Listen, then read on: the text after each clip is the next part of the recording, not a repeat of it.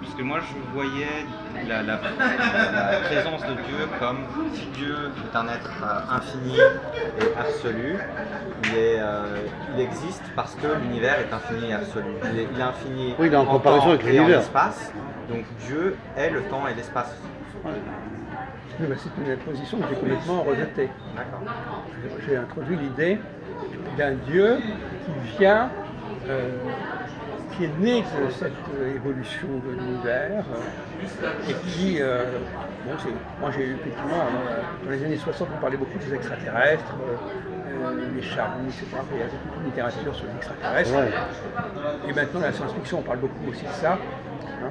C'est-à-dire des dieux qui, ce sont des dieux entre guillemets, mais c'est pas le dieu au sens philosophique.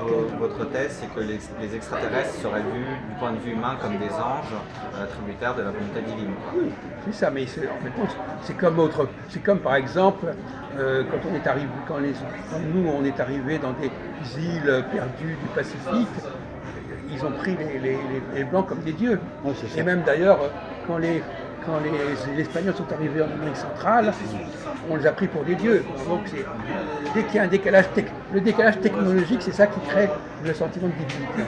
C'est vrai. Et donc, quand vous avez une supériorité technologique, vous pouvez apparaître comme un dieu. Et c'est exactement ça, parce qu'ils ont, à mon avis, ces dieux-là, ils ont même transformé le système solaire. C'est-à-dire que l'axe des 3 planètes centrales, Jupiter, Saturne, par exemple, que Jupiter ait 12 ans et qu'on a une rencontre 12 fois par an du Soleil, c'est pas un truc naturel. C'est déjà la preuve qu'il y a déjà au niveau numérique, c'est pas l'univers qui est comme ça au départ. Ça a été retravaillé, réaménagé. Alors l'éclipse, Jacques, qu'est-ce que tu peux m'en dire de ça? On a demandé à... Ah, tiens, voilà. Je ne sais pas si... Pardon. Je crois supprimer mon table. Ok. Je sais pas si... J'ai pas cette connaissance dessus pour comprendre. D'accord, Non, parce mais que ça fait partie des... Non, mais c'est relativement secondaire. Enfin, bon. Non, cela dit, on pourrait employer le mot éclipse au sens figuré. Ouais. Et dans mon travail, effectivement, on peut articuler ça dessus. Le carré est une forme d'éclipse. Parce que le transit de carré à l'ascendant de Jupiter crée une forme d'éclipse dans le mode de fonctionnement du leader. Alors, c'est-à-dire que... La conjonction, c'est la fin de l'éclipse, et le carré, c'est toujours un moment où il y a une sorte de passage à vide. Vous parlez quand même d'une influence de Jupiter. Selon vous, cette influence, ça se traduit par quoi? Qu'est-ce qui fait que lorsqu'on a un carré de Jupiter à l'ascendant ou une conjonction de Jupiter à l'ascendant, ça agit sur nous? Alors déjà, sur nous, ça ne pas sur tout le monde déjà. Oui, c'est uniquement sur les leaders. Sur les leaders, je ne sais pas combien il y en a, d'ailleurs il y en a quand même plusieurs milliers, peut-être même plusieurs centaines de milliers, parce qu'une société, elle est constituée de tout un ensemble de groupes. Une société, tout groupe qui fonctionne avec un minimum de rassemblement implique quelque part un leader. Il y en a quand même beaucoup. Disons qu'il y a peut-être 10% de leaders au départ. Bon, et bien justement, le leader, et ça renvoie d'ailleurs à la question juive du peuple élu, le leader, c'est quelqu'un qui a été programmé spécialement, lui aussi, tout à l'heure je parle de programmation, c'est justement le leader qui est programmé pour capter, pour réagir à ces processus. Et alors il a ça dans le sang, je dirais. Donc on peut parler de grâce, il a la grâce de capter ces énergies, et en les captant, il va entraîner derrière lui toute l'humanité. C'est le leader qui crée la destinée d'un groupe. C'est vrai ce que tu dis. Donc, Ça se passe réellement comme ça. En réalité, du moment que les leaders sont impactés, c'est toute l'humanité qui est impactée. Ah ouais. Par voie de compte, indirectement. Par la voie de l'information directement.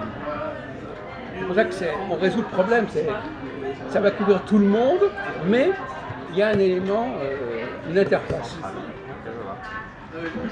Donc Jupiter. Alors pour revenir sur un point important, pourquoi pas toutes les planètes? Et ça c'est un problème philosophique très évident.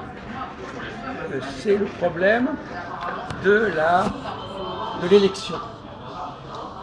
C'est l'établissement d'un lieu et d'une heure pour un événement à créer. Non, c'est-à-dire que il y a la dialectique entre la présence et l'absence. il y a toutes les planètes, et la question de savoir quelle est la planète qui va être choisie, qui va agir.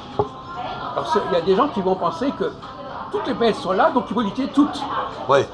Non, Qu'elles sont toutes utilisables finalement, alors voilà. qu'il faut. Alors, elles sont virtuellement toutes utilisables. C'est ça. Mais parmi toutes ces planètes utilisables, il y en a une seule qui va être réellement utilisée. Qui sera le moteur en fait, la base principale. Donc l'idée de croire que tout ce qui existe doit fonctionner et doit être utilisé, c'est une idée que je rejette radicalement. Alors, est-ce que le fait que vous ayez choisi uniquement Jupiter, ça signifie que pour vous, il n'y a que Jupiter qui fonctionne, ou vous limitez vous à Jupiter, vous pouvez admettre l'idée que d'autres, mais pas forcément toutes, planètes puissent avoir une influence? Non, je limite uniquement à Jupiter. Je pense que les trois planètes, Mars, Jupiter, Saturne, qui ont été mises en évidence par Newton en 1955, ce sont celles-là qui sont majeures. Mais même parmi ces trois planètes, il y en a deux qui ont une valeur surtout métaphysique. C'est-à-dire Saturne, c'est la symbolique d'une espèce de perception globale, qui a un rythme lent, qui correspond chez Gauquelin à l'idée des scientifiques, de la science dure. Et la science dure, c'est celle qui travaille sur le Dieu originel. Justement, c'est vrai que l'astrologie n'est pas dans ce... Donc il y a la science dure saturnienne, il y a la science martienne, l'autre bout avec un planète qui est très très rapide, qui n'est même pas 2 ans, alors Saturne en est 30. Alors, je comprends pas parce que vous venez de me dire que vous pensez que seul Jupiter a une influence, mais là vous parlez des symboliques de Saturne et de Mars. Oui, mais c'est tout. Donc quand même, Mars, Jupiter et Saturne. Oui, mais en fin de compte, la seule qui soit opérationnelle, c'est Jupiter. Les autres, elles sont là pour montrer une structure générale de l'humanité. Elles sont un peu démonstratives. Elles montrent qu'il y a une structure, mais elles ne sont pas opérationnelles au sens prévisionnel, au sens de la périodicité. D'accord. Donc conjonction carrée opposition de Mars et Saturne, ça ne marche pas. Absolument pas. D'accord. Et d'ailleurs, on en a parlé. C'est un peu des termes mathématiques, ça, non? C'est des termes astrologiques. Astrologique, mathématique. Quand on prend Mars, si on divise par 4 le cycle de chaque planète, ça fait des périodes de 6 mois pour Mars. Oui, c'est ça. C'est quand même très très court. Très très court. Des périodes de 7 ans. C'est pour ça d'ailleurs que quand on regarde la Constitution américaine, avec ses 4 ans, ça se rapproche assez du système de Jupiter. Ouais, c'est pas faux, ça n'est ni trop long ni trop court. Ni trop court. Et c'est empiriquement le droit constitutionnel Périodiquement. a retrouvé quelque part ce système. D'ailleurs, d'une certaine manière, il y a une symbiose entre le droit constitutionnel et l'astrologie. Comme je disais tout à l'heure, pour moi, j'ai étudié l'astrologie au moment où je faisais le droit constitutionnel. Le droit constitutionnel, il nous parle de l'élection, Bien sûr. il nous parle de la durée du mandat. Le mandat, oui. Et donc la notion de durée est une notion qui renvoie à la périodicité au niveau astrologique. Bien sûr. Donc c'est exactement la même chose. Le droit constitutionnel, c'est une espèce de recherche empirique de quelque chose qui doit être remplacé un jour ou l'autre par l'astrologie. Donc moi, le système que j'ai élaboré, il doit être à la base d'un nouveau droit constitutionnel. C'est-à-dire on choisit la périodicité est toujours de 3 ans en 3 ans, avec la possibilité éventuellement d'une alternance gauche-droite, puisque d'une certaine manière, pendant un cycle complet, un individu passe de la gauche à la droite. C'est-à-dire que quand il y a une phase de conjonction-opposition, il est plutôt en faveur des gens qui sont en haut de la société. Et quand le carré se produit, il va plutôt vers les gens qui sont en marge de la société. Donc finalement, un leader va assurer quelque part lui-même l'alternance. La gouvernance. Et inversement, quelqu'un qui n'est pas un leader, c'est quelqu'un qui n'a pas de périodicité dans sa vie et qui n'a pas de périodicité psychologique. Le leader, il est écartelé entre plusieurs problématiques.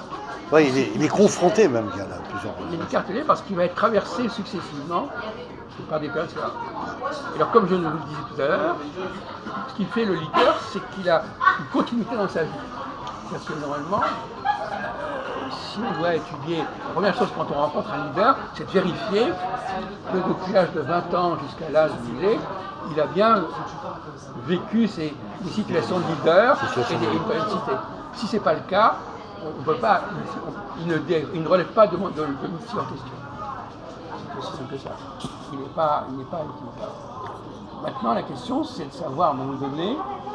Donc là, donc finalement, c'est très intéressant parce que ça permet de s'assurer que sur une période de 6 ans, l'ensemble des problématiques vont être abordées. Aussi bien celles d'en bas que d'en haut, aussi bien celles qui sont au centre que celles qui sont en marge. Le leader va couvrir sur les 6 ans l'ensemble du spectre psychosociologique. C'est intéressant. Vous faites de la recherche en astrologie, mais qu'est-ce que vous pensez des traductions qui se font depuis les années 90 des textes anciens astrologiques, Project Insight, et alors, justement, savoir comment à ce l'astrologie sujet, se faisait il y a 200 ans. oui, c'est vrai, mais j'en ai pas mal d'ailleurs dans ma bibliothèque. Des gens oui, d'accord. Alors, moi, je suis historien de l'astrologie, donc je connais quand même bien ce sujet-là. J'ai traduit des traités astrologiques du Moyen Âge, ceux d'Ibn Ezra, par exemple.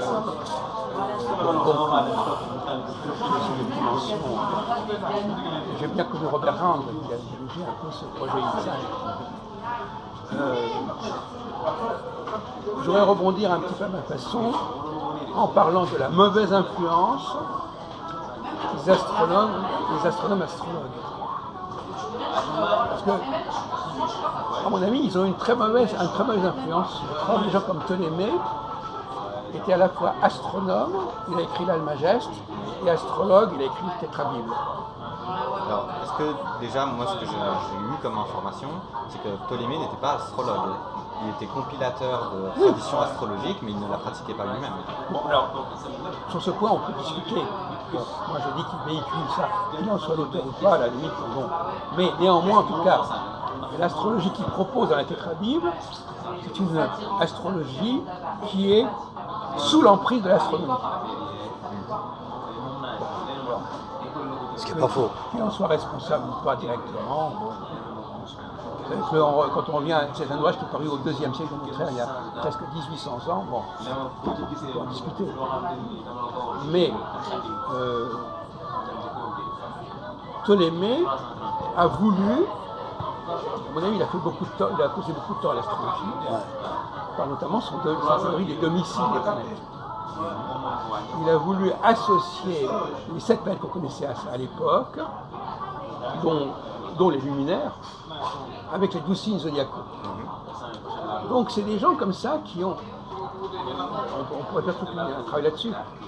Par exemple, comment se fait-il au XVIIIe siècle, au XIXe siècle, on est nommé, les astronomes et nommés une nouvelle planète de nom mythologique. On voit bien quelque part que... Il y a une grande question qui se pose, mon cher Chelsea, c'est qui est-ce qui a élaboré l'assemblée zodiacale? Est-ce que ce sont les astrologues ou les astronomes? Là, c'est une question très très importante. On aurait tendance à croire, bon, j'ai l'impression que les gens ont tendance à croire que parler des signes zodiacaux, c'est de l'astrologie.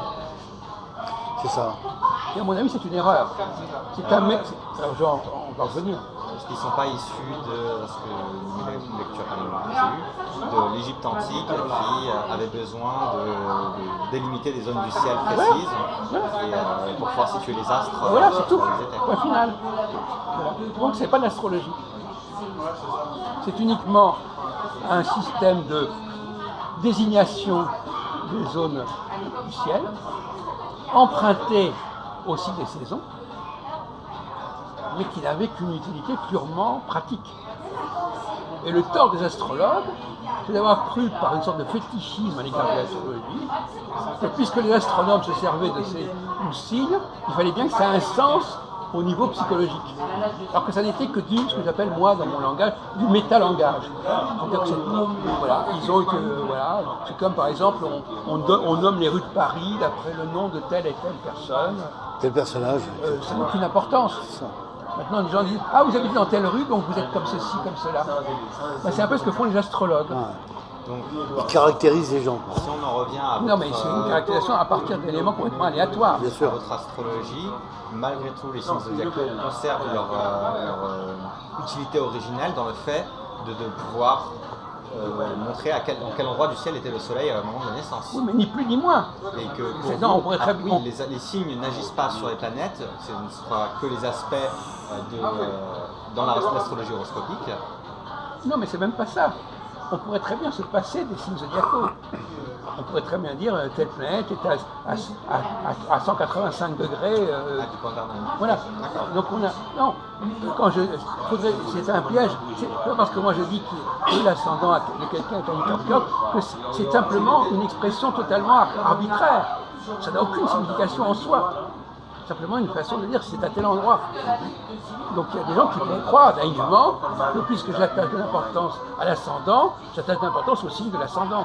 Pas du tout. Absolument pas. Oui, c'est juste une manière de délimiter. Voilà. Quoi. De même que quand on dit le premier décan de tel signe, simplement une façon de localiser dans l'espace, ça ne veut pas dire du tout qu'il y a une signification à cela. Oui. Vous comprenez? Oui. Mais ça, c'était, effectivement, ça, c'est le piège. C'est une pure convention. Alors, c'est une convention qui est utilisée par les astronomes eux-mêmes, c'est ce qu'on appelle le métalangage. Et le grand problème, le grand piège, c'est, même au niveau de la désignation des planètes, qui est mythologique, c'est simplement des modes de désignation. C'est ça. Ça ne veut pas dire que ça désigne la réalité de l'objet ainsi désigné. D'accord. Alors, et d'ailleurs, c'est ce qu'avait parfaitement compris Jean-Pierre Nicolas. Jean-Pierre Nicolas, qui a publié, que ça a commencé à publier dans les années 60, la condition humaine, etc., il a toujours dit qu'il ne fallait absolument pas tenir compte du nom des planètes ou du nom des signes. Il a essayé de trouver d'autres critères. Alors, il s'est un petit peu planté parce qu'il a continué à garder la division en 12, mais sans tenir compte de la symbolique zodiacale.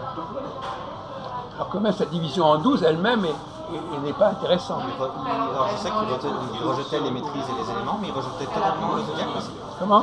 Je sais qu'il rejetait maîtrise et éléments, mais je ne savais pas qu'il rejetait le zodiaque en lui-même. Il ne rejette pas le zodiaque en lui-même, il rejette la symbolique zodiacale.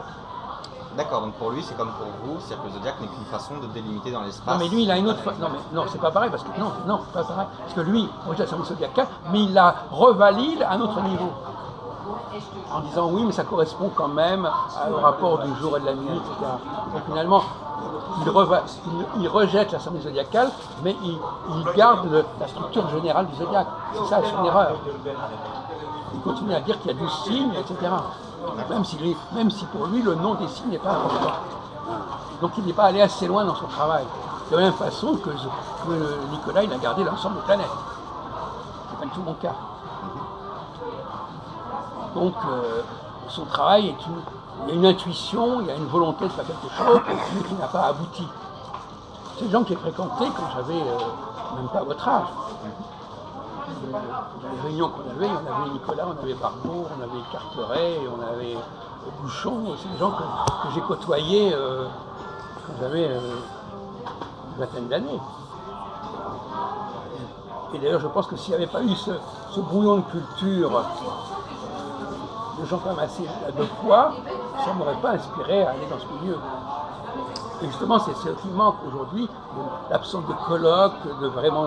Alors on pourrait parler de l'évolution des colloques. Hein.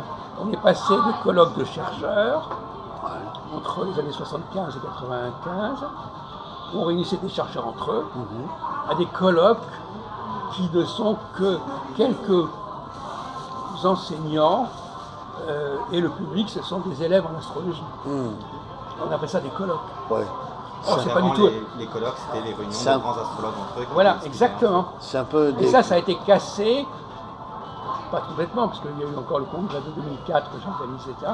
Enfin, des gens comme Yves Lenoble et Solange de Maninel, c'est la prise de pouvoir par les professeurs du milieu astrologique qui ont remplacé les chercheurs. Or, c'est pas du tout la même façon de travailler. Bah oui. Les chercheurs, ils discutent entre eux. Ils cherchent pas. Alors, parce que les élèves en astrologie, il faut pas leur faire peur. Il ne faut pas poser des questions qui gênantes, parce qu'après, ils vont pas suivre leurs études. Bah, c'est là que tu as raison, de toute façon. Tu as la classe des chercheurs qui sont ensemble, et puis après, tu as l'enseignement et des cours des professeurs. Moi, quand j'organisais des colloques, tous les gens qui étaient dans le colloque étaient des chercheurs. Bien sûr. Il n'y avait pas. Et d'ailleurs, c'est amusant, parce que moi, j'avais même une école d'astrologie, mais les gens de l'école d'astrologie, ils ne venaient pas à mes colloques. Ouais. C'était pas la même catégorie.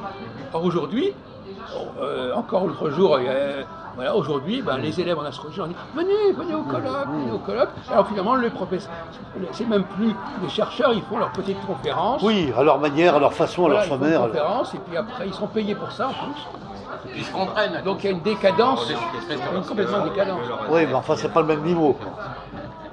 ils se comprennent. Ils ne sont pas remis en question parce qu'il n'y a que leurs élèves qui assistent à la conférence. Mais vous avez essayé d'en refaire des colloques avec que des astrologues? Comment? Vous avez essayé de refaire des colloques avec des chercheurs? Oui, j'en ai fait jusqu'en... Oui, j'en ai fait encore jusqu'en 2015 à peu près, oui. Mais la véritable dynamique qui existait avec plusieurs congrès de chercheurs, elle s'est à peu près arrêtée en 95. D'accord. Et il y a une raison pour ça pour vous? Je crois qu'il n'y avait pas de continuité, peut-être, Jacques. Non, mais moi-même, j'ai eu d'autres intérêts. Je me suis beaucoup intéressé au milieu judaïque, par exemple. Ouais. Et puis j'avais mes thèses de doctorat à préparer. Enfin bon, il y a plusieurs facteurs. Mais moi, je suis partant éventuellement pour organiser de nouveau des colloques de chercheurs. Bien sûr. Mais comme je le disais à notre ami Chessy, aujourd'hui, il n'y a pas de relève véritablement. C'est-à-dire qu'il n'y a pas, par exemple, à mon époque, Ah, je comprends bien. par exemple, des gens comme Patrice Louisel, c'était des gens qui avaient une vingtaine d'années et qui avaient un leadership sur le milieu astrologique. Et qui avait 22 ans, 23 ans.